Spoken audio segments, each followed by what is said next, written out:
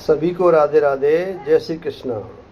देखिए, आज मैंने बीसों साल पहले ये लिखा था कि अगर ऐसा हो देश के अंदर तो वास्तविकता में राम राज हो जाएगा।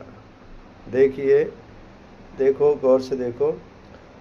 राम राज चाहते तो राजा विद्वान हो, गुरु आचार्य संत विप्रों का सम्मान हो, सबसे ज़्यादा पुरोहितों का चैतन्य मान हो, जिन्हें मेरे देश के अर्थ का भान हो।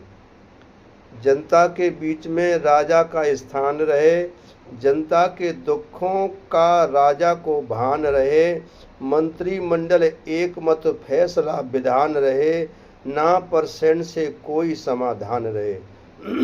और लिखा था कि सलाहकारी सेवाचारी भाव से बनाए जाएं, तनख्वाह पे चलने वाले न मंडल में मिलाए जाएं, प्रमादी व्यभिचारी राजा बिल्कुल न जिताए जाएं, एक मत पारित सब घोषणा कराई जाएं।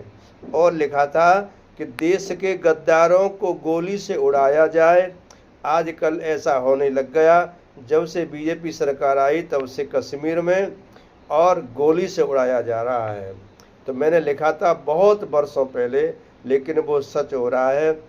देश के गद्दारों को गोली से उड़ाया जाए, भेदियों को, देश के जो भेद देने वाले हैं, भेदियों को देश से बाहर भगाया जाए। आज भी ऐसा हो रहा है, जो विदेशी घुसपैठी हैं उनको भगाया जा रहा है। राज को धर्म से जोड़ के चलाया जाए, देश धर्म संस्कृति का पाठ पढ़ाया जाए।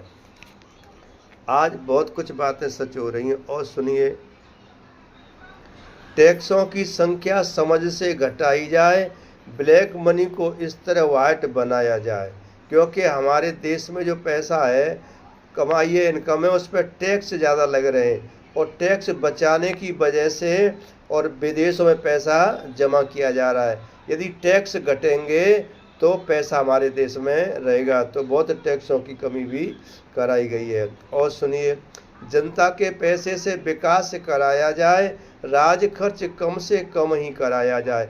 आजकल राज खर्च पर, राजनेताओं पर बहुत खर्च हो रहा है, उससे देश में परेशानी बढ़ रही है। और सुनिए, देश में भ्रष्टाचार कहीं पर हो ही नहीं, दंड मैदान में एकांत निर्णय हो सही। ये मैंने लिखा था कि जो कोई अपराधी है, गलत कार्य करता है, उसको दंड बिल्कुल चौराहे पर खुले में होना चाहिए, जिससे और लोगों को भी ये सबक मिले कि ऐसा करने से ये फल मिलेगा। तो आज ये भी सत्य हो गया, राजस्थान में श्री गंगानगर साइड सिटी में और 13 वर्ष की एक नाबालिग लड़की से कुछ लोगों ने और कई दिनों तक गैंग रेप किया, उसको मार दिया। तो उसके दंड में चौराहे पर और चारों को फांसी दी गई है। ये भी मेरी कविता आज सिद्ध होने लगी है। और मैंने लिखा था कि प्रजा के सुझाव बिन फैसला होए नहीं, राजतंत्र चैतन्य प्रमाद में सोए नहीं, वीर विद्वानों का सम्मान होना चाहिए, निर्बल असहायों का ध्यान होना चाहिए, साधु संत गुरुओं को सद्ज्ञान होना चाहिए, देश धर्म संस्कृति का अभिमान होना चाहिए।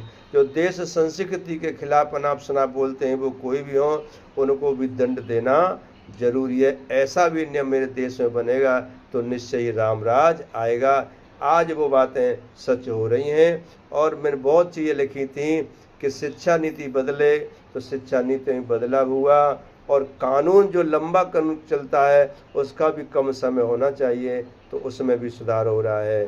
तो बहुत सुधार हो रहे हैं, लेकिन समस्या एक है, ये बीजेपी सरकार में महंगाई की मार इतनी हो गई कि उससे आम जनता त्रस्त हो रही है।